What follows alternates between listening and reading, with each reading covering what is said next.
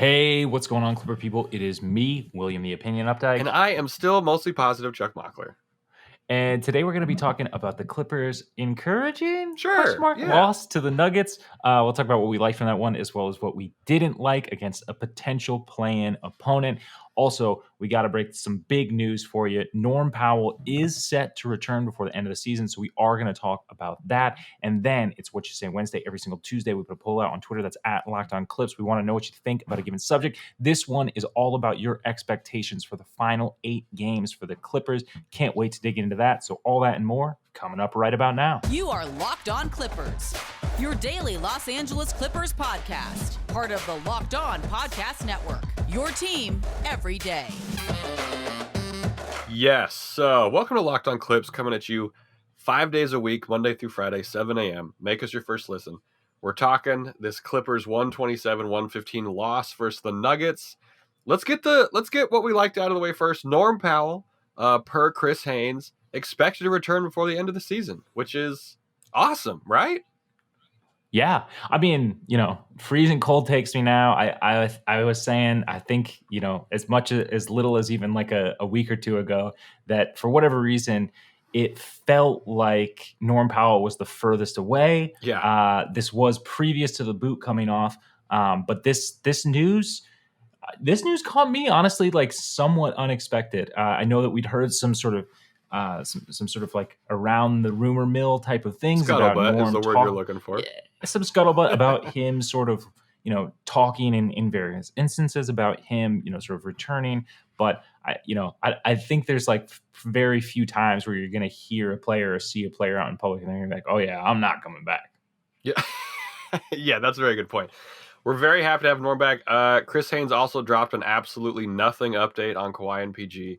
Truly nothing of note. They're expected to, doors not closed, whatever words you want to use. No real update there, but Norm Powell is coming back. Another thing we liked from this game, Terrence Mann adds another fantastic game to this run that he's in to end this season. He had 24 points, 8 boards, 4 assists, no turnovers. Kept going at Jokic the entire time in the paint, which you love to see. Just fantastic. We're kind of running out of things to say about Terrence because he's been playing so well.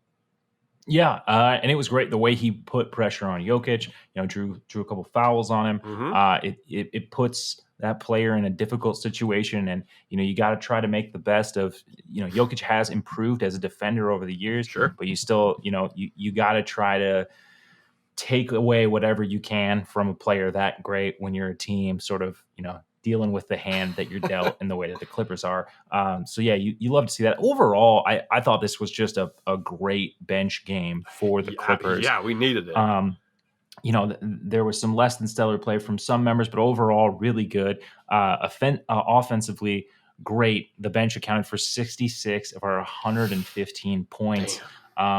And, a guy in here that I feel like we haven't given his flowers in a minute. We got to talk about Isaiah Hartenstein. Sure.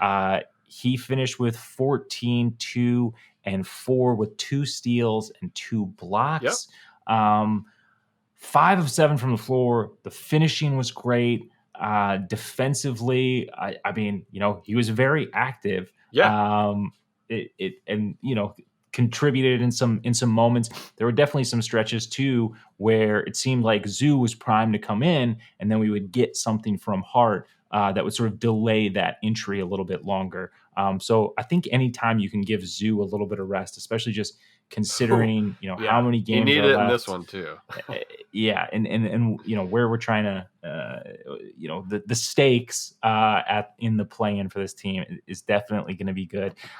I would say overall, this to me is one of the most solid Hart performances we've probably gotten since the All-Star break.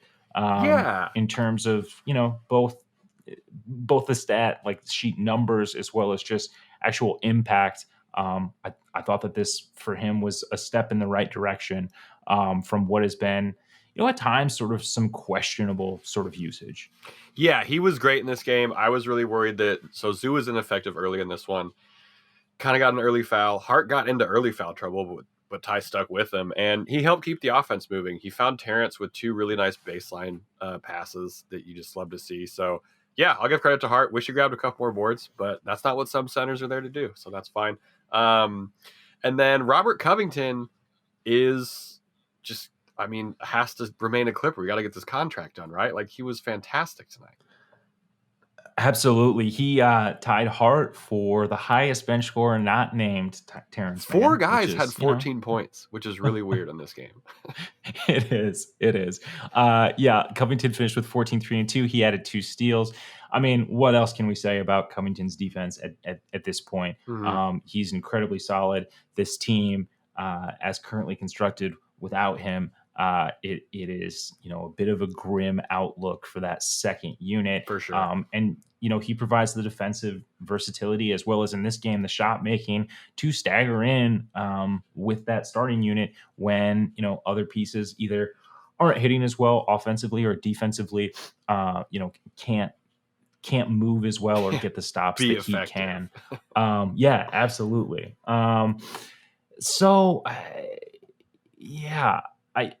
With how good Covington has been, looking at both these guys, where are our priorities at in the offseason? I mean, I guess Covington probably has to be number one. Do you let Hart walk if that's the question? Yes, absolutely. You let Hart walk if that's the question.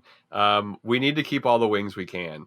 Our wings don't play as much basketball as we want them to. That's not a knock on them or anything like that. But like, you look at our wing core, and it's just kind of tough sometimes. And we need this insurance for when Kawhi and PG have to take time off, are forced to take time off. Like, you can get a backup center. It might not be as good as Hart, but we can find one, and we won't find wings like this. I don't think. It would just also be, and I felt this way a little bit. This was the only part that kind of let me down in the Bledsoe trade is like, it's a little bit of it would be an utter disappointment to not get to see Covington play with Kawhi and Paul George. Agreed. Like, yes. Just an absolute, like, what could have been, both hands, white knuckle ringing, just shaking at the sky in disbelief. Also, got to give a shout out to Brandon Boston. He was in some weird lineups in this one. It was definitely questionable if some of them were winning lineups. The silly 5 was +2. Yeah, but he went 3 of 4 from the floor. Ended up a positive contributor. We haven't talked about him in a minute. Where are we at after this game with Brandon Boston's development? So the scoring was great, but one thing I noticed, he hit Covington with a pass when Covington was under the basket. The possession ended up getting busted because Covington made another pass and it got turned over, whatever. But the pass that Brandon Boston hit him with, I don't think is one that he even thinks about like 2 months ago. And so I was really excited about that. That was good to see. We just got to get him on the same diet that Jason Preston's on. We'll talk about this later, but Jason Preston has gained like 150 pounds of muscle. Shout out Brandon Boston. All right, real quick, what we didn't like in this one, the starters were rough. Look, Jokic had a great night, 34, 14, and 6. So you can kind of tell that the defense on him wasn't exactly stellar. He was a great player. This is what things happen. But offensively, we needed Morris and Reggie to carry us, as we usually do, and they combined to go 12 of 34, 0 of 10 from 3. Reggie owned up to it in the postgame, but this is what happens, right? Like, I know it was a 12-point loss, but it was close. We were down 2 at one point because of a Rocco 3. So, like, the fight was always there, but when these two dudes go cold, it's bad. I don't know. Zoo was kind of rough in this one. We tried to play through him early on offense. He finished with 17 minutes, had 6 points, 5 boards. It just wasn't coalescing around Zoo. Yeah, we're also not getting a lot of consistency out of Amir, which is to be expected. Sure. Clearly this isn't the role that's being asked of him when this team has a modicum of health. Mm-hmm. But it would have been nice to be able to get a little bit of extra lift from him. But putting that expectation on him is probably more than he's really ready to contribute at this point. Definitely. Batum effective from deep, finished with 9 and 5, shot 50% from 3. A night that when everyone's healthy, you're absolutely ecstatic about. Oh, right? you're thrilled with. You're thrilled with. Yeah, 100%. 100%. The Nuggets shot 50% from 3. Not really sure what we're supposed to do there. 16 of 32. Bones Highland goes 4 for 6. Killed us late in the first. Monty Morris 3 for 3 and hit the dagger. Or sorry, Jeff Green hit the dagger. our defense was just a step behind. Like a lot of these threes that the Nuggets took were of the wide open variety, which was difficult. And then another thing that was just brutal, second chance points. We lost second chance points 13-4, and we had the same amount of offensive rebounds as the Nuggets. Like it was really frustrating. It felt like every time also that we got a block, it went straight back to the Nuggets, or they got the possession back. Like, so Covington at one point hits a 3. It's a 2-point game. Everyone's hyped up if you're a Clippers fan. He then blocks Aaron Gordon at the rim, which if it wasn't for PG blocking Karl Anthony Towns, this would be block of the year for the Clippers. Aaron Gordon saves it from going out of bounds, hits a guy in the corner. They hit a 3. Just the most brutal stretch you could possibly have. Aaron Gordon, I think that was Monty Morris as well. Yeah, probably. And Aaron Gordon was just in the paint kind of whenever he wanted. He got a lot of easy dunks. It was just tough. And then finally, I think the last thing that we didn't like is Semi Ojeleye played 10 seconds of the first quarter, got crossed up by Bones Highland, and he hit a 3 to end the first. Didn't come back in. The most shameful Sindarius stint in the history of Sindarius stints. Yeah, yikes. Just brutal. Yikes. I mean, this game, really quick, we got like a couple seconds or so. How are we feeling? Like this game, the process was okay from an offensive standpoint. We didn't get shots hit from our two guys. We were playing a better team that had the best team on the court. Like, this loss sucks, but I'm not exactly pulling my hair out over the process part of it. Yeah, I agree. I guess I kind of reject the notion that this was a game in which Ty Lue was we'll get into that holding something next back. Segment. All right. To me, some of these funkier lineups was just trying to get something to work when you can't really get it going with your starting unit, when you can't really manage to make up any ground when Jokic is not on the floor, and you end up losing. Like what was like a 6-point game, like swells to like a 10-point deficit. Like, yeah, it wasn't ideal. And they had ideal. Rivers. They had it going either way. Put it in the rear view. Hope for the win next time. Coming up, we're gonna be talking the What You Say Wednesday poll. The lack of optimism going into these final 8 games. But first, we got to give a shout out to Prize Picks. It is the best NBA DFS prop game on the market. They offer more NBA props than any other DFS prop-orator and offer all the superstar players as well as bench players, only recording a handful of minutes each game. If you're smart, pick a random bench player from the opposing team that's going against the Clippers. Bet they're over.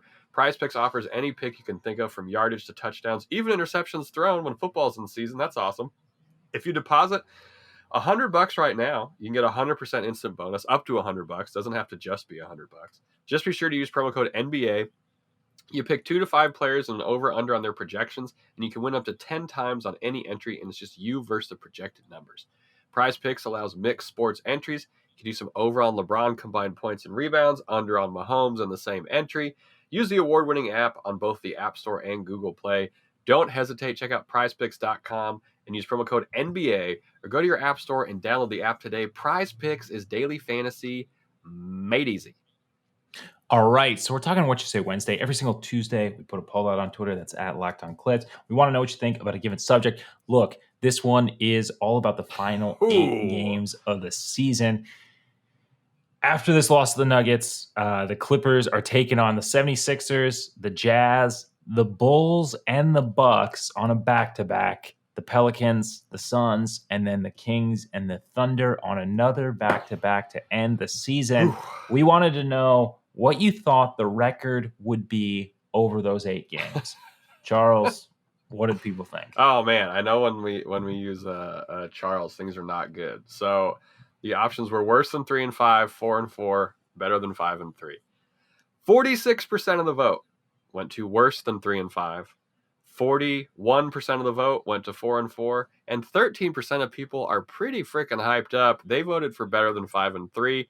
No one who voted for 5-3 commented as to why they think this would happen, other than things like we're gonna get PG back, or like they're gonna play determined or something like that. So the expectations aren't exactly high, but they're not low in a sad way, which I think is nice. Like, no one's really woe is meing right now, which I think is a key takeaway from this. Because that would be easy to do. Sometimes we find ourselves doing it. But I don't know. Where would you vote? I'm going to be honest. I know it is against my nickname on this show, but I'm going with worse than 3 and 5. Yeah, I would have to agree. This is just a brutal stretch. I think we get a win against right the Bulls because they're kind of in some funk right now. And then I think we split the Kings Thunder back to back. And then I think we finally get it past the Pels. And I think that's where we're getting the win.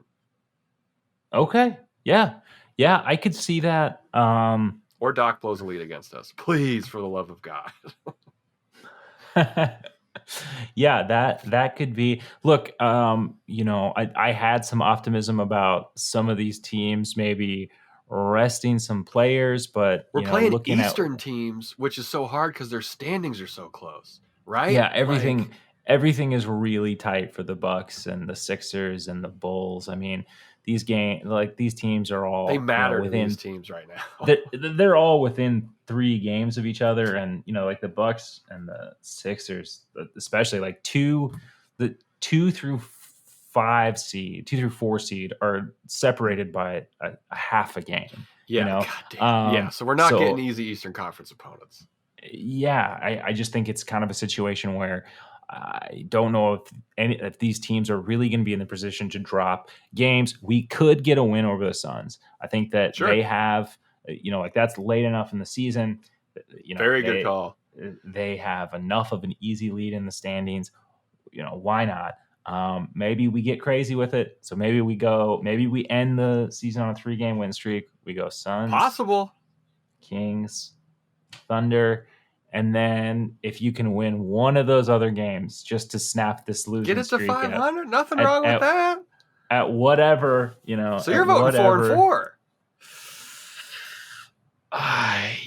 Yeah. Will's just sweating in the voting booth. You voted 4 and 4. That's good. We need that hope. That's legitimate hope. Joseph Fry and we Award still finished below 500. Yeah. Joseph Fry Award said 8-0, bro. So Joseph's hyped up. Joseph's pick wasn't even on the scale. I actually know what he really. How long does our current losing streak go? How many games? Stops. It's done. We're gonna beat the 76ers. All right, cool. Clipper Mitch said, not sure what our record will be, but I really hope we hold on to the 8th spot, which I think is where most people are at. I think we still will, but yeah, I mean, I don't know. Andrew Ma brought up a good point too, that how we just only have brutal stretches. Like the only soft spot was that Houston Lakers weird 5-game thing which was nice. Remember that? It was so great. The NBA was like, you guys want a couple of wins? Let's do it. So kind of, we were going to talk about this in the first segment. We ran out of time. With our guys getting tired, which leads to inconsistency, like worse than 3 and 5 doesn't seem crazy. How much do we think Ty Lue's experimenting this end of the year? And do we think he's holding any, like specifically against the Nuggets, was he holding anything to his chest? No. Or were things just going bad? No. And he tried weird stuff? I think it's fully the latter. Like, he's a tinker. Look, man, my thing is like, Ty Lue definitely like a chess player. Yes. Is thinking moves ahead, is thinking about stuff like that. We know this team will flop a game to get a matchup that they like. I guess my thing shout out specifically to the freaking that last game against the damn Thunder. The Thunder, yeah. My thing though is just like, what from this game was too good for you to want to give away any more of? Yeah, I mean, nothing. Absolutely nothing. What from the last 5 games, other than maybe the play of Terrence the small Mann ball lineup and some small ball lineups with Rocco, is like too good that you're like, I got to keep that for later. I think that's fair. I think like it's not like we're coached by a guy who doesn't deviate from the plan, right? Like he does goofy things. He tinkers. The silly 5, which I have to look through my notes, but this is because Lucas Hahn called this lineup silly, and I think the silly 5 is like the best name. for a lineup right now, but I got it. It was it was Reggie, Luke, Terrence, Brandon, and Robert Covington. That was the silly 5, who were actually +2 and a pretty pivotal point against the Nuggets.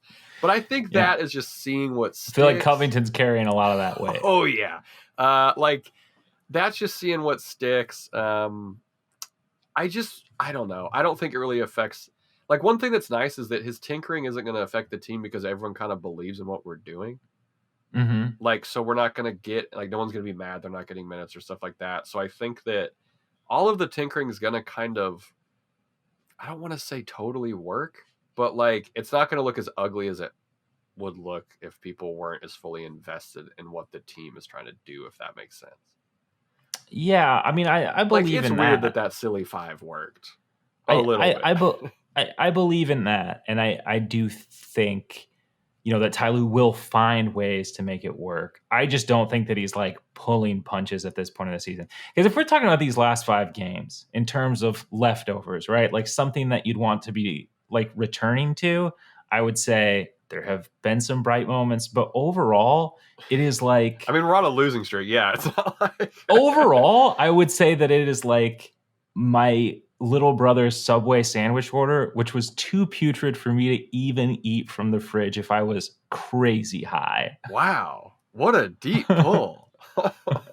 Well, let me tell you, it was honey oat bread with meatballs with no sauce. Okay. Lettuce, red onion, and then every other sauce that Subway makes. All right. Well, yeah, that sounds like a nightmare. Nobody wants that at all. But yeah, you're not saving that for later, and that's how I feel about the last 5 games. That's how the Clippers have been playing recently. All right, that's fair. So 4-4, not totally off the table, but 3-5, probably what we're going to be looking at. Yeah. All right, that seems fair. Thank you to everyone who voted, by the way, on this. Coming up, we're going to be talking a fantastic Ohm piece over at ESPN on Ty Lue, and then Jason Preston gaining a whole bunch of weight in a good way. But first, Will, talk to me about these Built Bars that all these young millennials are talking about. All right, look, we talk about Built Bar all the time on this podcast. You know it's the best tasting protein bar on the market, but what you might not know is that Built Bar has so many delicious flavors. There's truly something for everyone. It's cool when you talk to a Built Bar fan. They're definitely passionate about their faves. If you don't know the Built Bar flavors, you're missing out. They got coconut, cherry barcia, raspberry, mint brownie, double chocolate, salted caramel, strawberry, orange cookies, and cream and German chocolate. Whoa. Ooh, yummy. You want to know what my favorite flavor is? What? All of them. That's why I get the mix box, where you get 2 of each of the 9 flavors. Look, I'm going on and on about these flavors, but not only are Built Bar flavors the best tasting, they're healthy too. Check out these macros. Each bar has 17 to 18 grams of protein, calories ranging from 130 to 180, only 4 to 5 grams sugar, and only 4 to 5 grams net carbs. Amazing flavors, all tasty, all healthy. And if you order today, you can get the grasshopper cookie or the raspberry or whatever you like. Built Bar is also the official protein bar of the U.S. track and field team, which is pretty neat. And right now we have a very special offer for our listeners. If you go to Built.com and use promo code LOCKEDON, you'll get 15% off your order. Use promo code LOCKEDON for 15% off at Built.com. All right, welcome to Shavings, where we're just talking all the random stuff kicking around in the Clippers drawer.